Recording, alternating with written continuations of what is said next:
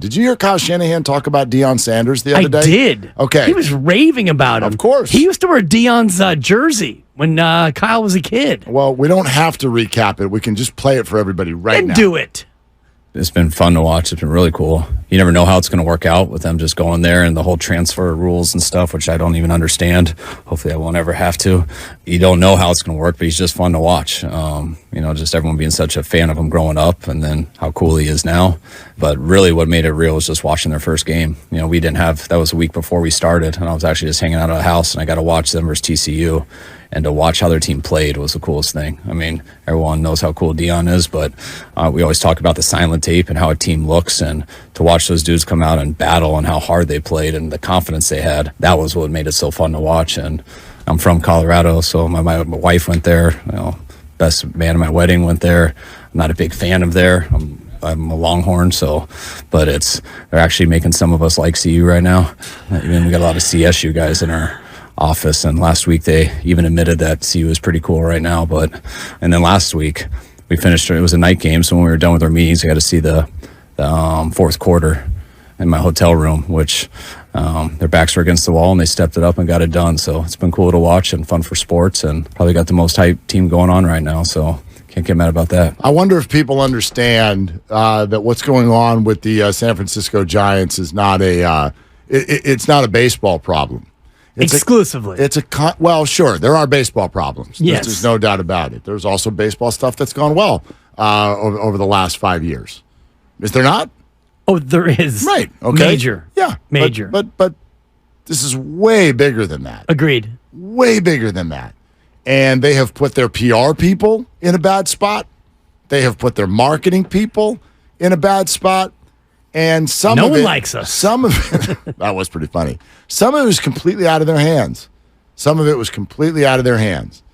I wonder, and this is the difficulty of where they sit right now. The difficulty of where they sit is a regime that is looking at things repeatedly as a long play is now going to be asked to run the 2-minute drill. Now you got to run the 2-minute drill. Your lame duck season. And you have got to do what Deion Sanders has done. You have got to take something bad, turn it into something good, and you got about 8 months to do it. So, chop, chop, off you go. Let's see if you can do it. And you don't have Deion. You don't have a personality like that. No transfer portal. You don't even have half of that. The problem is a content problem. The Giants right now are going up against the likes of two other teams that are absolutely on fire. And I don't mean that in terms of even their output on the field. I'm talking about who they are, how they operate, what they offer to their fans. The 49ers, a great show, star-laden, swagger into every building in which they arrive. The Golden State Warriors, the greatest face of an organization that we have ever known, still resides here. And you add in all of the pieces around, and you've got a great show that's competing for a title with stars and recognizability and all of that. That's what you're going up against. So even if you get the baseball part right, which sometimes they do, 2021 and portions of all the other years too, sometimes the baseball is right. Sure. And it doesn't matter. They are 158 and 155 over their last 313 games. Sure. They are 3 above 500 since the 107 win anomaly, which some would call a fluke, and it feels more flukish than ever when they backed up mediocrity with more mediocrity, and this is really kind of the team that you are, but forget the record and forget where they are today and the fact that today might actually be the last real important game of their regular season.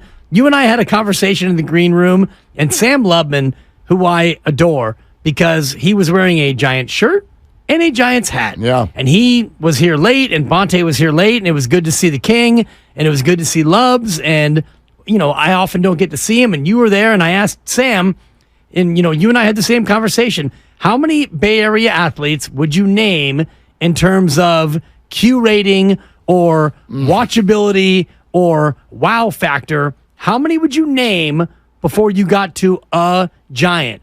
And you and I I answered my own question right when you did, and my answer was 11, and you said 17. Yeah, I mean, that was, and I just threw a number out. I was gobsmacked by your 17, and I was like, oh my God, Mark, you must be in a really bad place with your Giants. But then as we went through it, let me get a pen. Your 17 actually turns out to be pretty damn close to accurate. Okay, I'm not going to write all these out. It'll take too long. I'm just going to Steph, Clay, Dre. Wiggins, CP3. I'm going to say Kuminga. I mean, this is only Looney? players. These are only players. Right. Looney, okay, it depends on how you ask the question.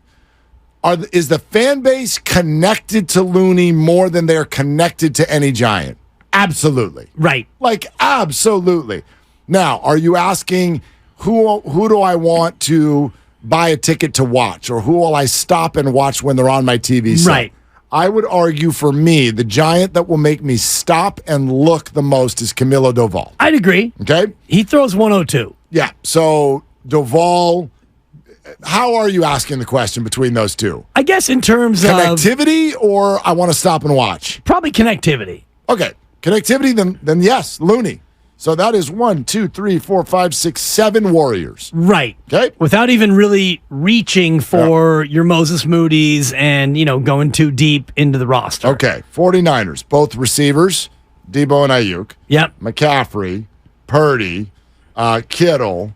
Like a niner. Warner, Bosa. Hufanga. And now we're getting into the maybes in the world of Trent Williams and Eric Armstead. Right, but we're already at about 14 or 15 now. So 1, 2, 3, 4, 7 Warriors. We're at 7 and 7. 4, 5, 6, 7, 8. That's 15. That's a clean 15. Clean 15. That's a no-stress 15. Yep. And then we can get to Logan, Camilo, Brandon Crawford in his last 2 weeks, and, Maybe. Exactly. Well, I mean, Maybe. it had better be. Well, I don't know what he's going to do. Maybe he's going to Brandon Belt this thing.